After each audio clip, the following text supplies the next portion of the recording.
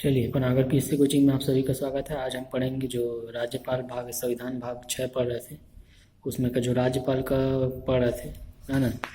उनके अनुच्छेद और उनकी जो क्या क्या शक्तियाँ, उनका 152 से 162 तक इसका तो जहाँ तक मतलब आता है इनका जो क्षेत्र है, मतलब जो जो अनुच्छेद इसमें शामिल होते हैं 162 से 152 से 162 अनुच्छेद इसमें सम्मिलित हैं तक। और कुछ कुछ और बाद में बताऊंगा। जो विधेयक विधेयक प्रस्तुत 201 आपका ये सब सम्मिलित भी है इनके द्वारा, मैं उनको बताऊंगा बाद में लास्ट में। तो चलिए, मैं इसका जो शक्तियाँ पढ़ रहे थे, बाकी चीज़ हुई पहला पार्ट है, पार्ट वो नंबर दूसरा है वीडियो का। इसके पहले मैं बता चुका हूँ, इसमें का भी मैं बताऊँगा। इसमें का कार्यवाही शक्तियाँ और न्यायिक शक्तियाँ, अभी दो बस बचा था, इसको ऊपर और नीचे के दोनों को बता चुका था मैं। तो कार्यवाही शक्तियाँ में अभी जैसे कि आते हैं, कार्यवाही में इसको बता रहा हूँ कार्यवाही में क्या होता है। कार्यकारी है ये। कार्यकारी कार्यकारी मतलब जो कार्य किया जाता है, मतलब जो कार्यालय से संबंधित होगी, जो छोटे मोटे जो रोल निभाता है जो राज्यपाल, उसको मैं बताता हूँ। तो कार्यकारी शक्तियाँ है ये, जो आप देखे होंगे राज्य सरकार के जितने भी नाम आप देखे होंगे सब राज्यपाल के नाम पर होते हैं। जितने भी नाम होंगे और किसके नाम पर होंगे, मतलब काम होंगे राज्य में, राज्यपाल के नाम पर होते हैं। जैसे केंद्र का बताया था, केंद्र में आपका उसका जो काम है जो राष्ट्रपति के नाम पर होता है केंद्र लेवल पे, और राज्य में सभी राज्यपाल के नाम पर उनके जो औपचारिक रूप से जो काम होते हैं उनका नाम मतलब लिखा जाता है। जैसे कि राज्य सरकार, अभी जैसे मान लो राज्य सरकार को कोई मतलब इनमें और भी काम है, जैसे कि राज्य सरकार ना काम लेन देन जैसे संबंधी कुछ मामला हो, है ना, जो सुविधा जैसे कि कुछ व्यापार व्यापार करना हो, तो उस संबंधित में मंत्रियों को क्या कर सकते हैं, उनके मतलब उनको जो भी क्षेत्र उनको बांटने के लिए नियम एवं कानून बना सकते हैं। तो ये कार्यकारी शक्ति में आएगा। जैसे कि वही मैं बोल रहा हूँ, ज़रूरत के हिसाब से अगर व्यापार उपार संबंधी या किसी कार्य को लेना देना हो कुछ, है ना, तो उससे संबंधित अगर नियम बनाता है तो राज्यपाल बना सकते हैं नियम, और उनको मंत्रियों लोग को क्या कार्य मतलब क्षेत्र दे सकता है कि आप इस काम को करिए बोल के। समझ गए। और जो नियुक्तियाँ करती हैं, जो मंत्रियों और अन्य मंत्रियों की नियुक्ति करती हैं, करता है मतलब, तो सब जो है ये सभी जो मंत्रियाँ हो गए, मुख्यमंत्री हो गए और अन्य मंत्री हो गए, सभी किनके अंतर्गत में आते हैं आपका, राज्यपाल के प्रसाद पर्यंत तक अपने पद पर क्या रहते हैं, बने रहते हैं। राज्यपाल के प्रसाद पर्यंत तक क्या रहते हैं, अपने पद पर क्या रहते हैं, बने रहते हैं। ठीक है, समझ गए। और जो महाधिवक्ता नियुक्त किया जाता है, राज्य का एक महाधिवक्ता होता है जो मतलब वकील होता है, समझ जाइए, एक वकील होता है, सरकारी वकील होता है। सबसे बड़ा वकील वही है, समझ जाओ, अधिवक्ता महाधिवक्ता बोलते हैं। उनकी भी नियुक्ति कौन करता है, राज्यपाल करता है। उनका वेतन भत्ते सब वही तय करते हैं, है ना। और जो महाधिवक्ता राज्यपाल के प्रसाद पर्यंत तक बने रहते हैं, मतलब उनके अनुसार बने रहते हैं, राज्यपाल के स्वरूप, मतलब उनके लिए जिम्मेदार होते हैं। जैसे कि राज्य निर्वाचन आयोग के लिए भी वो नियुक्त करता है, जो राज्य निर्वाचन आयोग के लिए नियुक्त करता है वो मतलब राज्यपाल, जो निर्वाचन आयोग जब बनता है, जो चुनाव ना होता है, तो निर्वाचन आयोग तो जरूरी है। और निर्वाचन आयोग भी तो रहता ही है, ऐसा नहीं। उस निर्वाचन आयोग में एक आयुक्त की नियुक्ति जरूर करता है उनके मतलब संचालन के लिए, कार्यवाही मतलब कार्यविधि को मतलब उनको संचालन के लिए एक करता ही है मतलब। और जो हाई कोर्ट के न्यायाधीश को भी, जो हाई कोर्ट के अन्य जो न्यायाधीश रहते हैं उनका भी नियुक्ति कौन करता है, आपका राज्यपाल करता है। तो ये आपका सब कार्यकारी शक्ति है। ऐसी शक्ति आपका कार्यकारी शक्ति है। जो संघ लोकसभा राज्य लोक सेवा आयोग जो अध्यक्ष है, उसके सदस्यों की नियुक्ति भी राज्यपाल करता है।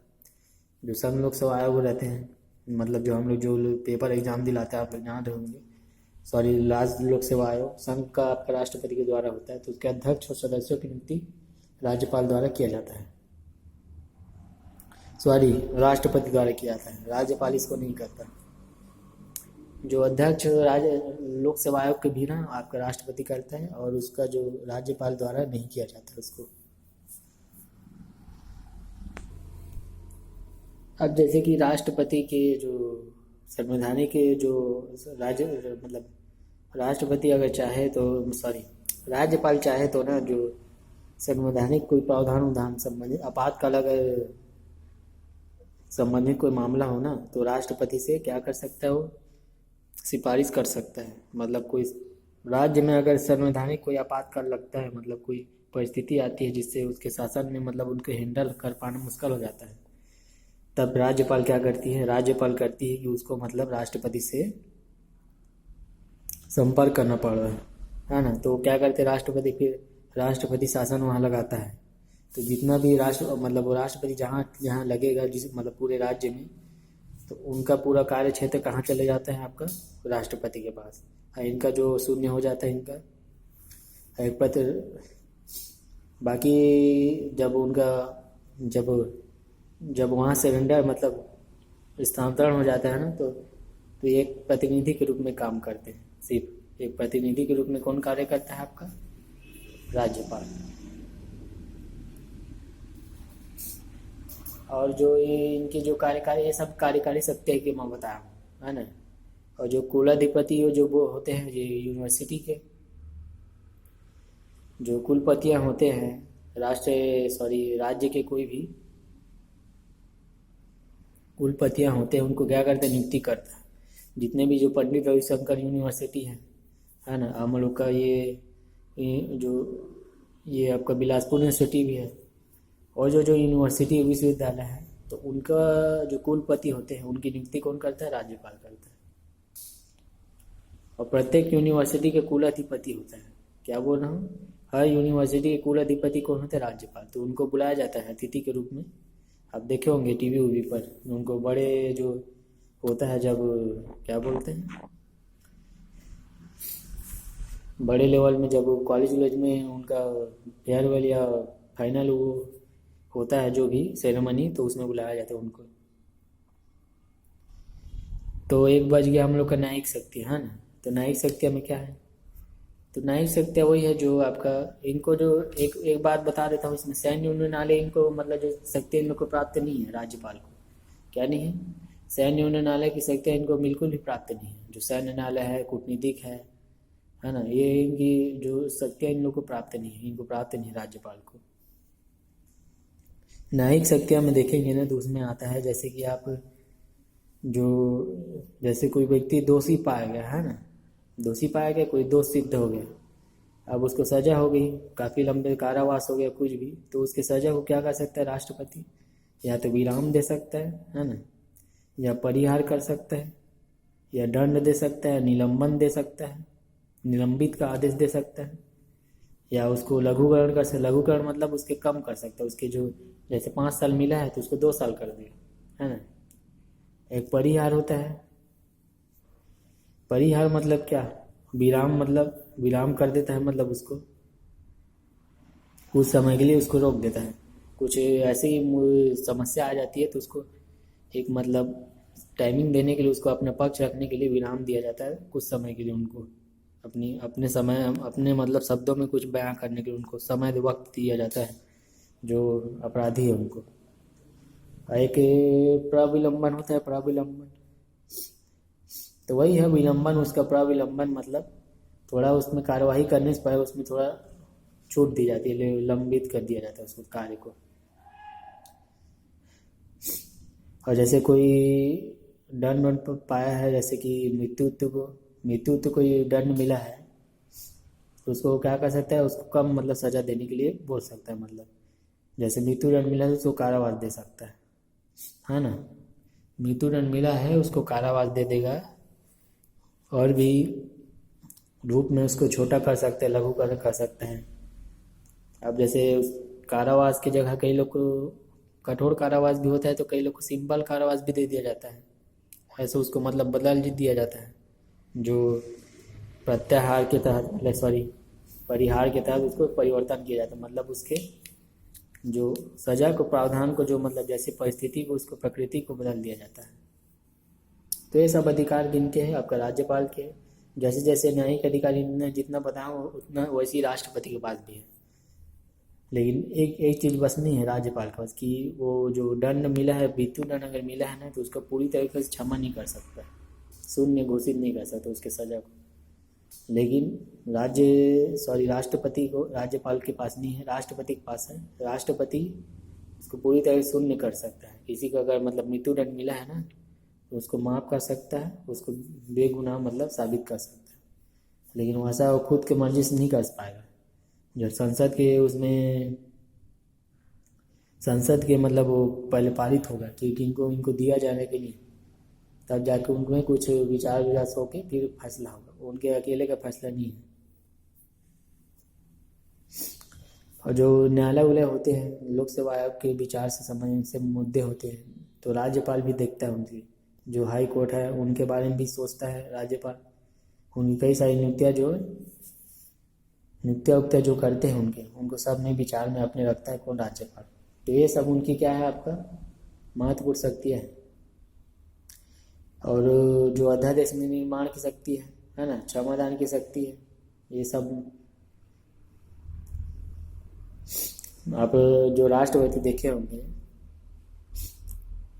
राष्ट्रपति के मुताबिक इनको भी वीटो शक्ति मेरे ख्याल से है कि नहीं, लेकिन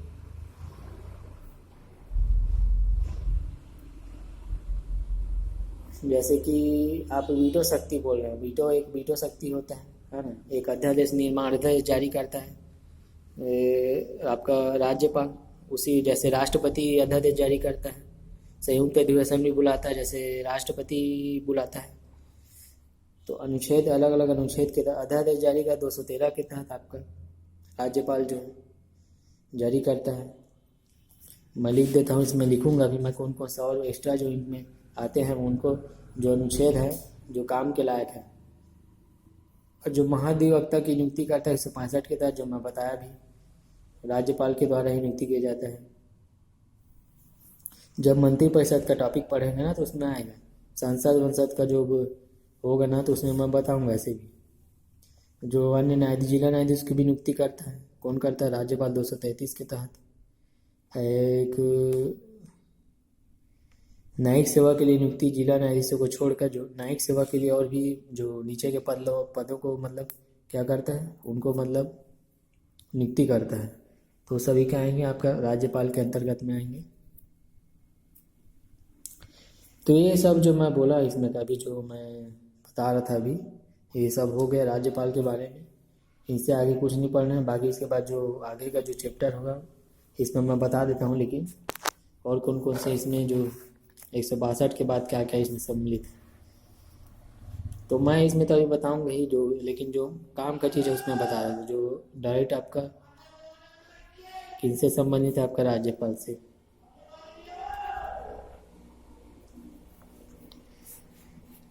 ये राज्यपाल द्वारा होगा ना, ये राज्यपाल द्वारा अध्यादेश क्या करना? जारी करने की शक्ति।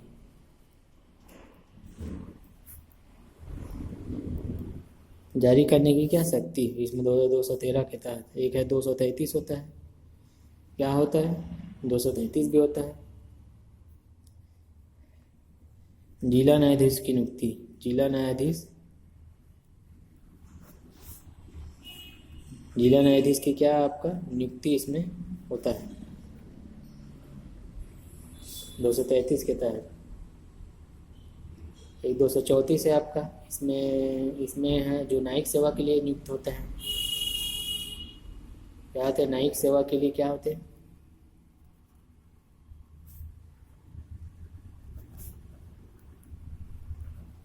न्यायिक सेवा के लिए नियुक्ति होते हैं, इसमें सम्मिलित होते हैं न्यायिक सेवा 234 के तहत। एक 200 के तहत इसमें मैं लिखा नहीं, 200 के तहत विधेयक, जो विधेयक होता है,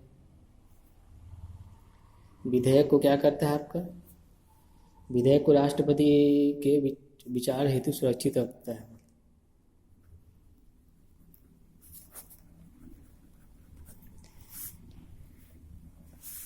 200 के तहत इसमें देखिए बताता हूँ। इसमें क्या बोल रहे हैं? इसमें 200 के तहत आपका विधेयक क्या कहते हैं? विचार हेतु मतलब इसमें स्वीकृति प्रदान करता है। विधेयक को क्या करते हैं, 200 के तहत आपका राज्यपाल स्वीकृति प्रदान करता है। एक 201 याद रखिए, एक 201 में आपका राष्ट्रपति हेतु क्या करता है, विचार सुरक्षित रखता है। राष्ट्रपति हेतु विचार सुरक्षित रखेगा, मतलब विधेयक का विचार, विधेयक को मतलब जो राष्ट्रपति के लिए छोड़ेंगे ना तो 201 के तहत, और खुद मतलब स्वीकृति देगा 200 के तहत, है ना, और अध्यादेश जारी करेगा 213 के तहत। और जो 17 वसान या भंग करने का जो इनको शक्ति है 174 के तहत, 174 के तहत आपका 17 वसान। और जो विघटन करता है, विघटन इसी को भंग कहते हैं, जो भंग करता है आपका जो विधानसभा को, तो 174 के तहत कौन करता है, आपका राज्यपाल करता है, राज्यपाल के द्वारा किया जाता है। और जो 176 के तहत भी आता है, 176 भी याद रखिए, 176 के तहत विशेष संबोधन किसको, विधानमंडल को, या विशेष संबोधन किसी जो पहला जो सत्र बैठता है उसको संबोधित करता है, कौन, राज्यपाल करता है। समझ गए, इतना मैं जो बता दिया हूँ। बाकी जो काम करनी है, बाकी जब मैं इसको बताऊंगा मंत्रिपरिषद में तो उसमें लिखता चलूँगा, ठीक है। चलिए, वीडियो देखने के लिए आप सभी का धन्यवाद। ये वीडियो यहीं तक था। मैं इसके बाद जो अगला पार्ट है इसमें बताऊंगा, या फिर इसी में बता दूँ, इसी में बताऊंगा। फिर मैं अलग सोच रहा था मंत्रिपरिषद, ज़्यादा लंबा नहीं है मंत्रिपरिषद, वो नहीं बनेगा, उसमें कम अनुच्छेद है, इसी में जो थोड़ा थे, और बाकी वो विधानमंडल रहेंगे उसमें थोड़ा बड़ा टॉपिक रहेगा। चलिए, इसको देख लीजिए, ये दूसरा पार्ट था। तो वीडियो देखने के लिए आप सभी का धन्यवाद।